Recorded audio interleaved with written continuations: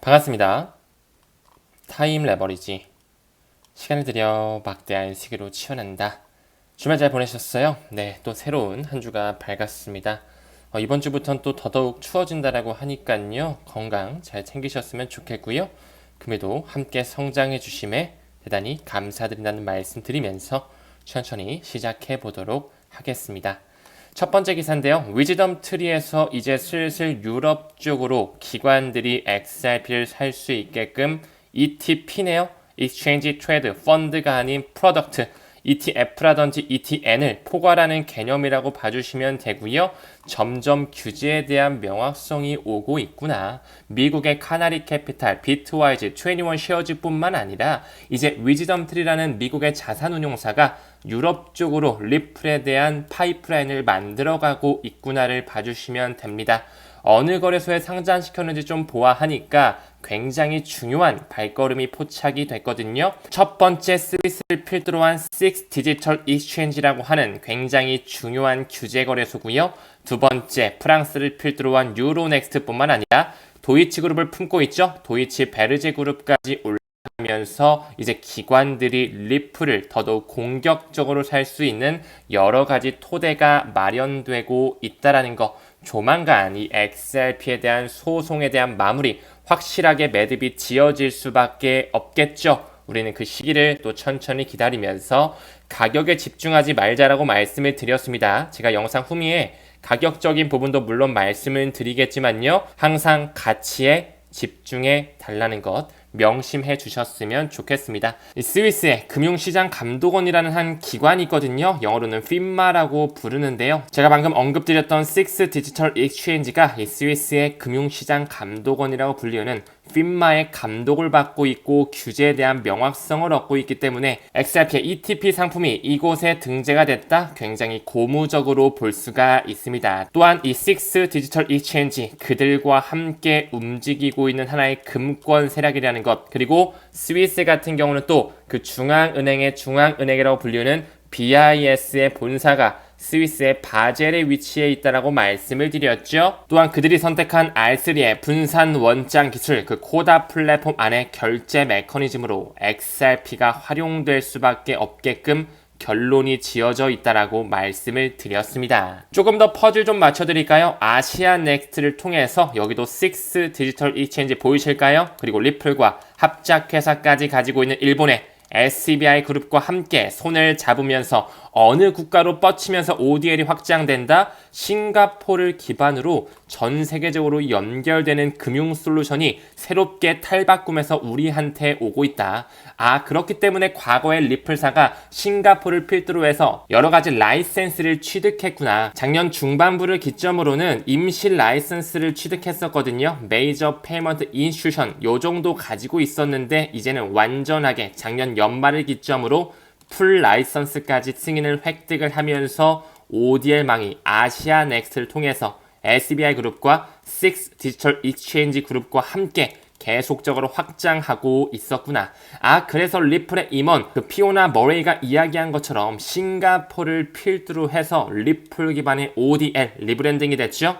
리플 페이먼트의 그 결제 플로우가 50% 이상이 싱가포르에서 일어나고 있었구나. 이제 슬슬 위즈덤 트리에서 만든 XRP ETP 상품 자체도 6 디지털 익스체인지 위에 올라갔다.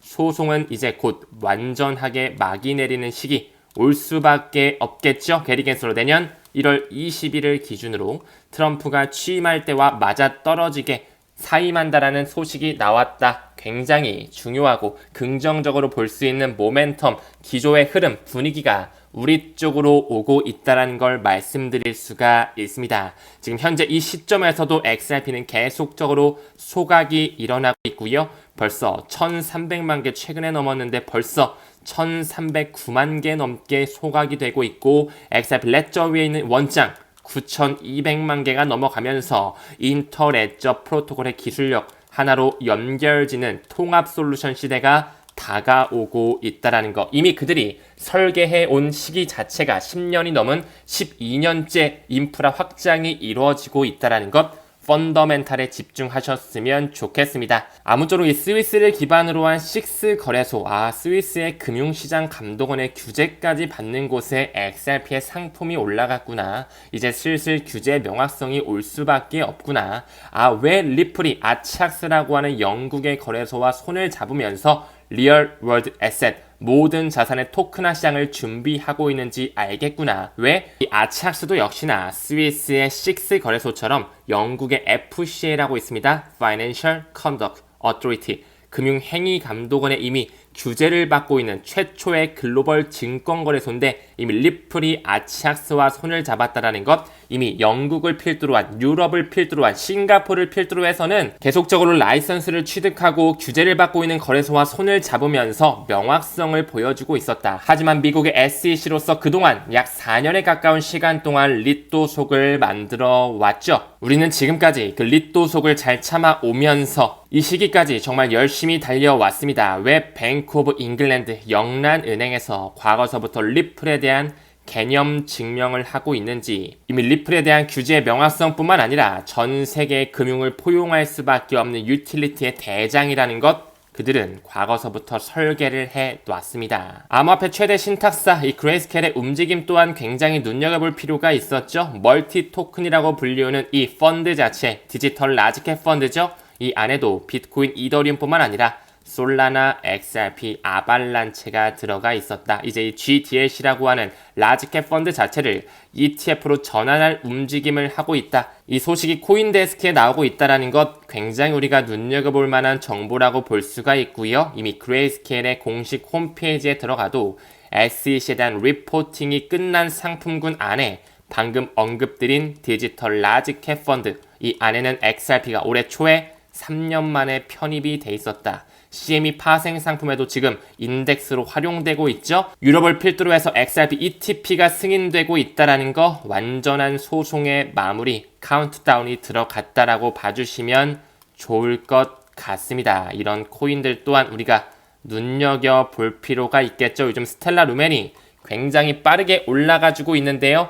리플과 뿌리가 같다라고 말씀드렸죠. 초기 개발자였던 제드 맥켈럽이 2014년도에 리플사를 나가고 스텔라 재단을 만들어서 소매용 CBDC의 유틸리티를 맡게 되었다. 리플과 여러가지 코드네임 또한 굉장히 유사하고요. 가격적인 모멘텀 자체도 리플이 쭉 갔다가 스텔라 루멘이 쭉 갔다가 엎치락 뒤치락 하고 있죠. 쏠 때 같이 쏘게 될 것이며 폭발하게 되면 함께 폭발할 것이라고 보고 있습니다. 아직까지 폭발은 나오지 않았습니다. 다음 그림을 봤을 때 라탐이라는 단어가 좀 보이고 있습니다. 이는 라틴 아메리카 지역을 뜻하는 것인데요. 이미 리플사가 라틴 아메리카의 5대 은행 중에 4개 은행과 공식적으로 협력했다라는 그림이거든요. 오늘은 이 브라질 국가와 함께 리플이 어떻게 연결되어 있는지 잠깐 좀 퍼즐 좀 맞춰드리고 가겠습니다.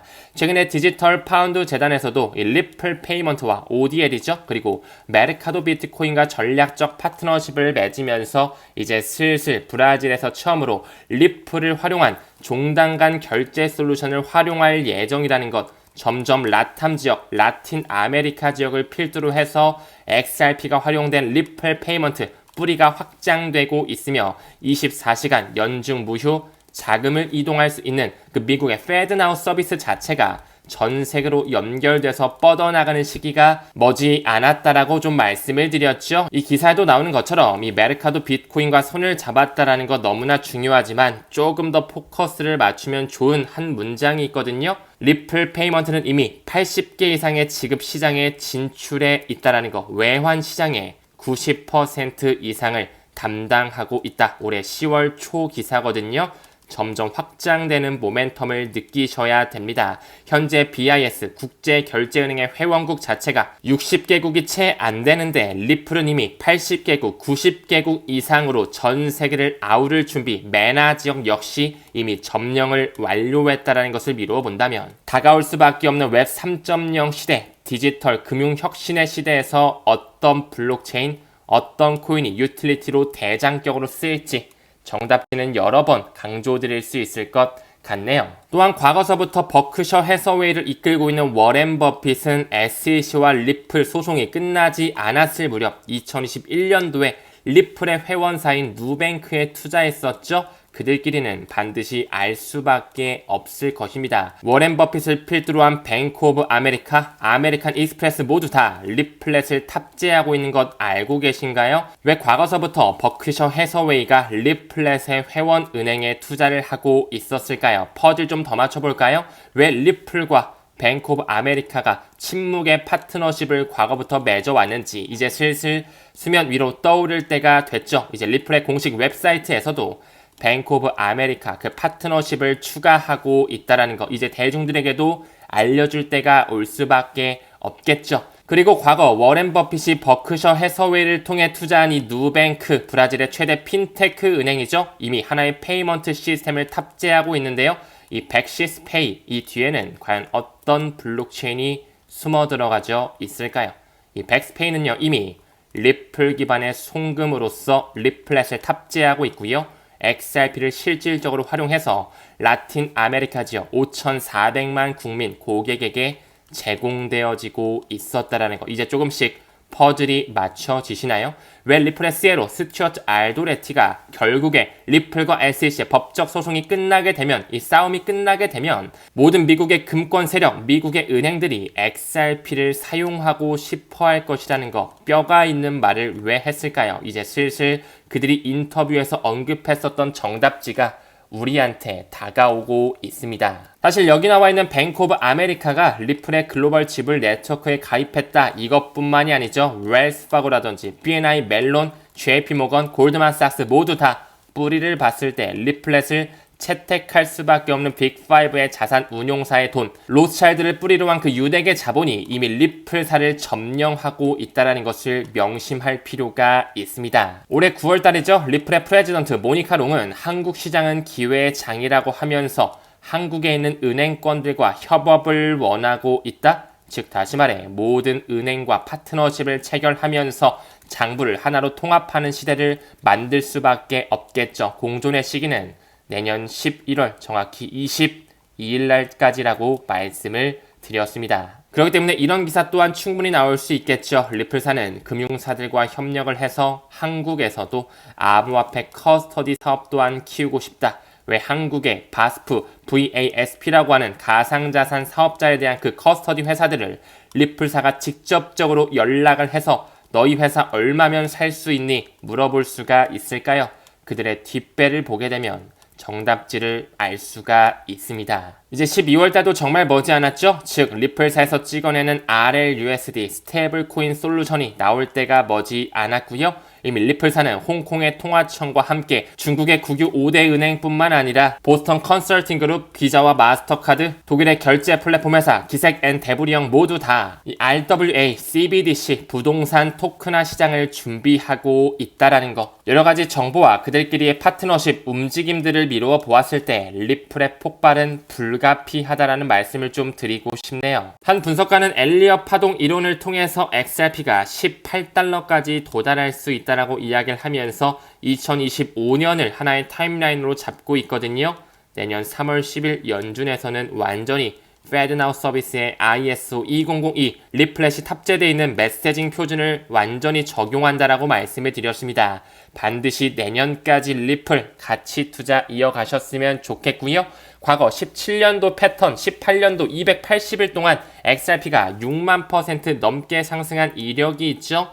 다시 한번 연출될 확률, 아직 폭발은 나오지 않았다라고 말씀을 드렸습니다. 2,000원, 1,800원 1일 1비 하지 마시고요. 내가 올해까지 내년 3월, 내년 중반부까지 몇 개의 XRP를 모아갈 수 있는지 다시 한번 재정비하셨으면 좋겠습니다. 암호화폐 인플루언서 빅보이도 이런 얘기를 하네요. XRP는 이제 오른 거 시작도 안 했다. 이제 막 시작에 불과하다. 저 또한 동일한 의견을 좀 전달드리고 싶습니다. 많은 전문가들이 예측하는 것처럼 저항선을 뚫고 결국 올타임 하이를 넘어가겠죠? 충분한 폭발 이후에 다시 한번 개미 털기, 건강한 조정 나올 수 있겠죠? 하지만 진짜 상승, 리플이 블록체인의 본질이라는 것을 알게 된 시점에는 많은 개인 투자자들은 이미 리플을 매도했을 거라는 생각 또한 들거든요. 반드시 가치와 펀더멘탈에 집중하시면서 내가 2030년까지 XRP를 몇 개 정도 가져갈 수 있는지에 대한 마인드셋을 하셨으면 좋겠습니다. 아직까지 이더리움에 대한 폭발은 나오지 않았다라는 것은 즉 지금 현재 키 맞추기였을 뿐 알트 시즌은 완전히 도래하지 않았다라는 것을 의미합니다. 이제 머지않은 시점 이더리움의 폭발의 시기가 다가올 텐데요. 신호탄이 뭐가 될까요? 이더리움에 대한 파생 상품, 옵션 거래에 대한 승인, 혹은 이더리움 현물 ETF에 대한 스테이킹 서비스가 편입될 수밖에 없겠죠. 이러한 움직임으로써 이더리움이 폭발을 해줘서 다시 한번 알트 시즌이 불어오게 됐을 때 또 리플의 움직임 잘 지켜보셨으면 좋겠습니다. 지금까지 7년 동안 눌려왔기 때문에 리플과 스텔라 요 정도 좋은 흐름을 보여줬던 것이고요. 아직 알트 시즌 도래하지도 않았으며 올타임 하이 전고점까지 가기에는 많은 가격선이 남아 있습니다. 이제 시작이라는 것 명심하시면서 꾸준하게 비전 투자 이어가시길 바라겠습니다. 오늘 영상은 여기서 마무리할게요. 이번 주 힘내시길 바라겠습니다. 우리는 모든 면에서 점점 더 좋아지고 있습니다. 감사합니다. 성투합시다.